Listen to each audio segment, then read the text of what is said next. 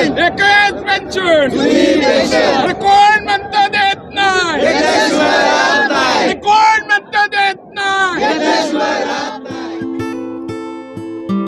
देखिए एनपीएस के बारे में अभी बताना, क्योंकि इसके पहले 1 अक्टूबर को यही रामलीला पे कम से कम 20 या 22 लाख जो हमारे स्टेट गवर्नमेंट के एम्प्लॉई या बाकी के संगठन के लोग, ये जो है ऑलरेडी इसके ऊपर बहुत बहस हो चुका है। अभी हम लोग किसी पक्ष से जुड़े नहीं है। हम लोगों की यही दरख्वास्त है गवर्नमेंट से कि सबकी राय लेते हुए और सबकी जो परिस्थिति है देश की वो ध्यान में रखते हुए हम लोगों की ओपीएस की जो जायज़ मांग है वो संविधान के अनुसार है, उस हिसाब से हम लोगों को ओपीएस दिया जाए। यानी एनपीएस को रद्द करना चाहते हैं आप लोग? डेफिनेटली अभी जो 2 या 3 प्रकार की मतलब जो संशोधन इसके ऊपर हो रहा है, तो हम लोगों को वो नहीं चाहिए। क्योंकि देखिए पेंशन ये हर एक कर्मचारी जो सरकारी कर्मचारी है, वेदर स्टेट गवर्नमेंट और सेंट्रल गवर्नमेंट, इनकी लाठी है। तो अगर वो नहीं होगा तो मैं आपको आज ये बात बता देना चाहता हूँ कि अगर एनपीएस में संशोधन नहीं हुआ और ओपीएस लागू नहीं की गई तो अभी से 10 या 15 साल के बाद जैसे अभी किसान जो सुसाइड कर रहा है वैसे एनपीएस के लोग भी सुसाइड करेंगे। इसलिए जो गवर्नमेंट है, गवर्नमेंट से हम लोगों की यही दरख्वास्त है कि हम लोगों की सब लोगों की तमाम अभी 47 लाख जो सेंट्रल गवर्नमेंट एम्प्लॉई है, 52 लाख पेंशनर्स है, स्टेट है, एमएनसीज है, उनके सब एम्प्लॉयज़ है, वो लोग यही बोल रहे हैं कि हमको जीने के लिए कोई तरीका दीजिए और ओपीएस दीजिए। ऐसे में देखा जाए जो सेंट्रल गवर्नमेंट है लगातार जो है आप लोगों जो प्रदर्शन जो आप लोग करते हैं सुन नहीं रही है, और 2024 का चुनाव भी आ रहा है, तो कैसे देखते हैं? देखिए आज हमारे यहाँ पे वो आपने देखा रहेगा, ये चेतावनी रैली है। चेतावनी रैली का मतलब ऐसे है, जो हमारे सबसे बड़े नेता है शिव गोपाल मिश्रा जी और सबसे 12 जो सेंट्रल गवर्नमेंट के फेडरेशन है, स्टेट गवर्नमेंट के फेडरेशन है, वो आज यहाँ पे कुछ ऐलान करने वाले हैं, एक ठोस ऐलान, इंक्लूडिंग रेलवे यूनियन आल्सो, क्योंकि रेलवे यूनियन का इसमें जो कंट्रीब्यूशन है वो सबसे बड़ा माना जाता है। तो आज वो क्या ऐलान करते हैं, शायद वो इंडेफिनिट स्ट्राइक भी दे, क्योंकि अभी लगातार 11 साल से सब central government employ, state government employ इसके ऊपर संघर्ष कर रहे हैं। लेकिन अगर ये अभी आपने 2024 के चुनाव का मुद्दा बोला, वो 2024 के ऊपर अगर देखा जाए तो हमारी एक ही मांग नहीं है। आज ये जो हमारा संघर्ष अभियान है, ये चेतावनी रैली है, वो 7 मांगों के ऊपर है। हमारा 8वां पे कमीशन है, हम लोग निजीकरण के अगेंस्ट में है। तो हम लोग आज केवल एक संगठन के लिए नहीं, तो पूरे सेंट्रल गवर्नमेंट एम्प्लॉई और स्टेट गवर्नमेंट एम्प्लॉई, इनके लिए आज हम लोग ये चेतावनी रैली में सम्मिलित हुए। अगर पेंशन की बात करें तो अगर कोई सांसद बन जाता है, 1 बार बन गया, 2 बार, 3 बार बन गया, उनको 3 बार मिलता है, और जो जैसे कर्मचारी आप लोग हो गए, आप लोगों को क्यों नहीं मिलता? देखिए इसके ऊपर ये जहाँ पे संविधान, जो हमारे परम पूज्य डॉक्टर बाबा साहब आम्बेडकर जी ने जो संविधान लिखा है, वो संविधान में भी पेंशन का प्रोविज़न 366 में आज भी है। तो क्या ये स्वतंत्र भारत में संविधान के अनुसार सरकार को रिक्वेस्ट करना गलत है? नहीं है।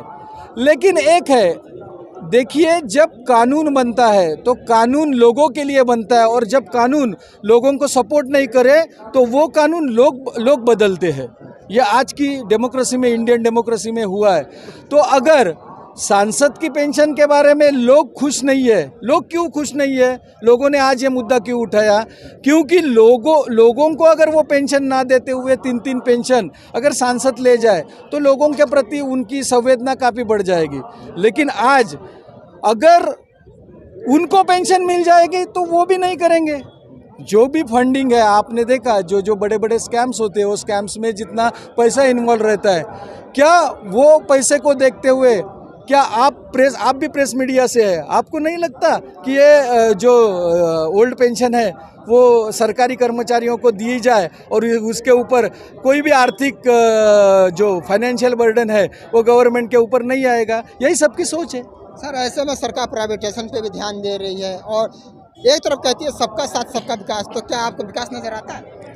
नहीं, देखिए प्राइवेटाइजेशन के बारे में हम लोग सरकारी कर्मचारी है।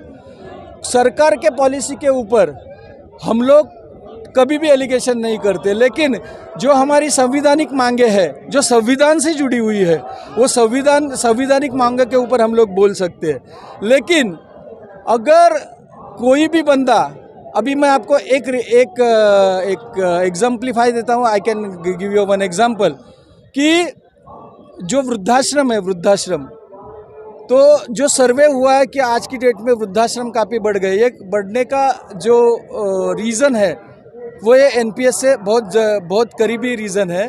तो क्योंकि क्या है, देखिए अगर 60 या 70 साल के बाद किसी भी चीज़ के लिए वो बूढ़े माँ बाप को या बूढ़े लोगों को अगर किसी के ऊपर डिपेंड रहना पड़े, उनकी पेंशन आज देखिए पेंशन 70 या 80 आपके मतलब यूपी में एक मैंने पढ़ा था कि उनकी 4 फिगर में वो पेंशन आ रही है।